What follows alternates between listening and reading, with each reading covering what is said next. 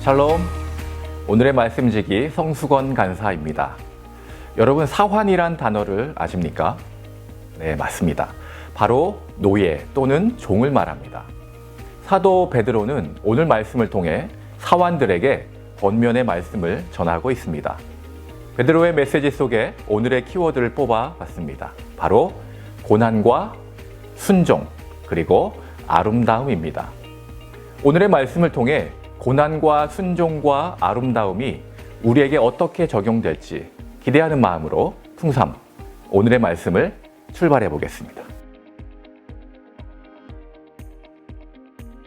인권이란 개념 자체가 없었던 당시 노예들에게는 비인격적인 대우가 일상이었습니다.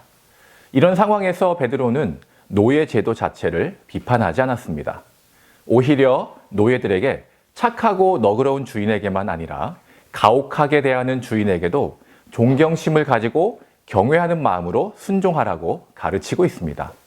베드로는 그리스도와 함께 살아가는 사람이라면 그 태도가 달라야 한다고 말하는 것입니다.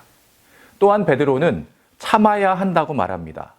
19절, 20절에 참다라는 표현이 2번 사용되고 있는데 그렇게 해야 하는 이유는 그 자체가 아름답기 때문이라고 말합니다.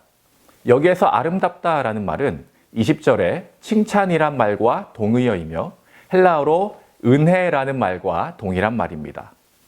누구든지 부당한 대우를 받거나 억울한 상황에 처했을 때 자신의 부당함을 변호하게 되고 반항하게 됩니다. 심지어 상대를 공격하게 되기도 합니다. 그러나 베드로는 19절, 20절 말씀을 통해 주인에게 억울하게 고난을 당하더라도 하나님을 생각하면서 그 괴로움을 참으라고 말합니다.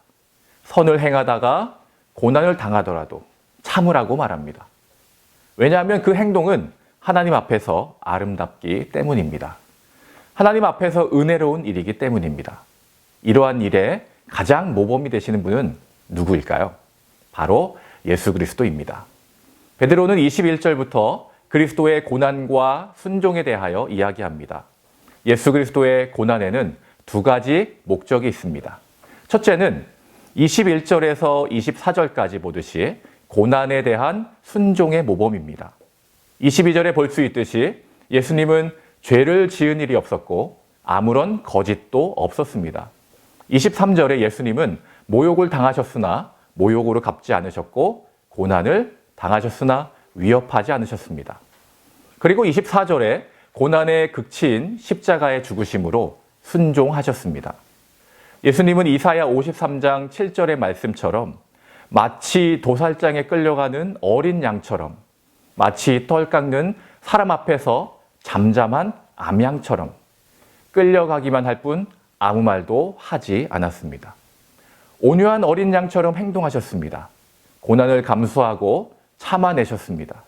이것이 고난에 대한 순종의 모범입니다. 2번째, 고난의 목적을 살펴보겠습니다. 24절에 나오듯이 그리스도는 십자가에 달리셨습니다. 아무런 상관없이 노예들의 죗값을 치르기 위해 그리스도께서 고난을 당하셨습니다.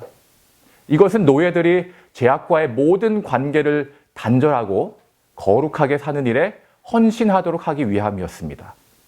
베드로는 그리스도의 고난의 순종의 모범을 통해 그들의 삶에 그리스도의 모습이 드러나기를 원했습니다.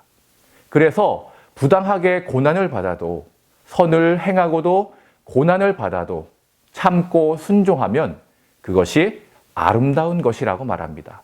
그것이 바로 은혜라고 말합니다. 이를 통해 그리스도가 드러나기를 원하고 있습니다. 우리를 부르신 하나님의 목적이 여기에 있습니다. 그리스도의 고난과 죽음이 담고 있는 그 의미를 깊이 있게 묵상해 봅시다. 풍삼 독자 여러분, 첫 번째, 그리스도인의 삶에서 오는 부당한 고난에 대하여 우리는 어떻게 해야 할까요? 그로 인해 당하는 고난은 장차 그리스도의 영광을 드러내는 고난이 될 것입니다. 2번째, 더 나아가 그리스도는 최고의 고난인 죽음에 순종함으로 전에는 우리의 영혼이 잃은 양과 같았으나 이제는 우리의 영혼이 구원을 얻게 되었습니다. 그리스도의 죽음으로부터 우리가 구원을 얻은 것처럼 그리스도는 우리를 통해 죽어가는 영혼이 구원받기를 원하고 계십니다. 이것이 우리의 소명이 될 것입니다. 그리고 이 소명을 이루기 위해서는 많은 고난이 따릅니다. 그 고난을 참음이 바로 하나님 앞에서 은혜로운 일이 될 것입니다. 이를 위하여 너희가 부르심을 받았노라. 이 말씀을 마음속에 새겨 삶과 사역에서 받는 고난과 함께 순종의 삶을 살아가시길 주님의 이름으로 축복합니다. 그것이 하나님 앞에서 아름다운 것입니다.